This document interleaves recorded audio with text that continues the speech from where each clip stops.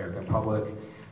It's one of the things the League of Women Voters does, right? Civic education. I think this is all good for democracy. And people now know a lot about the Constitution. And one of those things is this thing called the Emoluments Clause, which, so here's a confession. I went through law school, I was a lawyer. I never heard of the Emoluments Clause. Then you're not very educated. This issue is brought up. So I'm going to explain to you what it is. There's a domestic one and there's a foreign one. Basically, it's the same concept. The concept is we shouldn't have American elected officials being influenced by foreign power. Like Hillary. Or by getting benefits that serve the elected office holder personally. So, for example, Donald Trump has refused to divest himself of the Trump organization, of the business empire. Instead, he's given it to his family. He's part of the family. That is right? divestment. And so every time he goes to Mar-a-Lago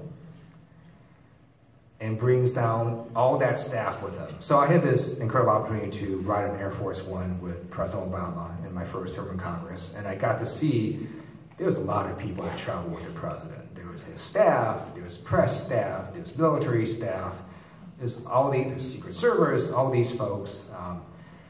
So when all these folks go down with the president at Mar-a-Lago, and they're staying there, and they're eating there, it's all taxpayer money. And that taxpayer money is going to Mar-a-Lago, and it's benefiting the Trump organization. So he makes money. No, he doesn't. Or his sons make money every single time he goes to one of his properties. So I introduce a bill that's really quite simple. It basically says, look, we don't actually care, you, Mr. President, where you travel, but if you're going to travel to a property that you own, then you're going to have to pay back the Treasury for the amount of money that's spent at that property. How about you, Ted? And how much money do we spend on you? You see him like kissing up. And then the foreign emoluments clause is a similar concept. When a foreign country basically says, we're going to grant a whole bunch of licenses for Trump brand products because we want to curry favor with Ivanka Trump or Donald Trump or Jared Kushner and so on. It then makes people wonder, are you, White House, taking certain policies in Saudi Arabia or China or Russia because it's good for the American people or because it's good for Donald Trump and his family? The American people should never be asking that question.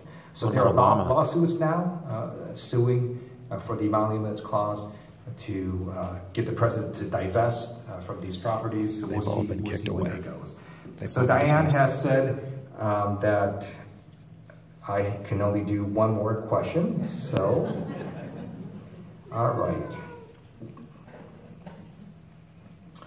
So I'll conclude on this. Our country is so divided right now. What can we do to work towards unity and compromise? Build the wall. So I don't want to be resisting the president. It's not why I ran for Congress. I don't think it's healthy for our country. I would like this administration to calm down. I hope they learn from their mistakes. It's interesting. I had this great briefing from one of our former ambassadors to Afghanistan. He now is in the State Department in charge of Afghanistan policy. And he goes, our motto is don't make the same mistake twice. Because there's just a lot of mistakes you can make in Afghanistan. And so that's my view, that, look, I get that someone who's never been in government before might come into government and sort of be bewildered. But now that Trump's been in for over a year, he ought to now be able to learn. And it's my hope he doesn't repeat the mistakes of the past. His most recent State of the Union was less dark than his inaugural speech. To me, that's somewhat of an advancement. Oh, you guys are nuts. And if he can remain like that, great. Last year, he remained presidential for about 3 days before he went off the reservation. So we'll see what happens now. His tweet today, just sort of lying about his viewership, was not a good sign. So my first Lyin hope is Ted, lying is not a good sign. he can be somewhat presidential and doesn't keep making the same mistakes. But let's say he doesn't do that. Then I do think that we need to have real checks and balances on the executive branch. We already do. And this November, the voters across America will get to vote on the makeup of Congress, and the voters can choose if they want a real check or balance or not on their presidency. And then I think there are issues that Democrats and Republicans can work together on that hopefully will foster more unity and compromise. So last year I introduced, along with some other colleagues, a $2 trillion infrastructure plan. The President talked about a $1.5 trillion infrastructure plan. Not that far off, so hopefully we can work together and move America forward. There are issues related to veterans where we'll get bipartisan support. There are issues related to civil liberties where we get bipartisan support. So I think there are areas where we can work together and we can compromise. So it's really up, in my opinion, up to the executive branch as to how far they want to go in terms of working with Democrats, because at a very basic level, they don't have to, because they control all levels of the federal government. So that's where we are. Thank you so much for having me here. And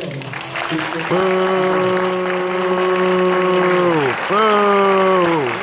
Lyin Ted! Lyin Ted! I've never heard so much crap in 1 hour, but the world's got to see it. Look at all the barking seals. Look at him run! Look at him run! He doesn't want to talk to the people, though. Thank you all for Yeah, Ted Ludicrous. Ted, Lyin Ted. Do you guys live here, like in the South Bay? Yes, I do. He is my congressman, and he's a terrible congressman. He's a great congressman. Why? He talked on veterans affairs. Okay. Actually, no. He's been voting against that legislation. Absolutely not. You Yeah. guys are so miserable. So look at this guy. Look at this lady. She doesn't even know what she's talking about. Why is it that why didn't he do anything during the Obama administration if he cares so much about veterans? And how come they're still dying in showers? Why didn't anything happen? Look at him run. This is like the biggest dissonance I've ever seen. They're like in their own bubble. It's very disturbing. When they call his State of the Union dismal, black unemployment is at the lowest it has ever been in recorded history. And they don't care? And you were very rude, but that's okay. I forgive you. You don't have manners, but it's okay, ma'am.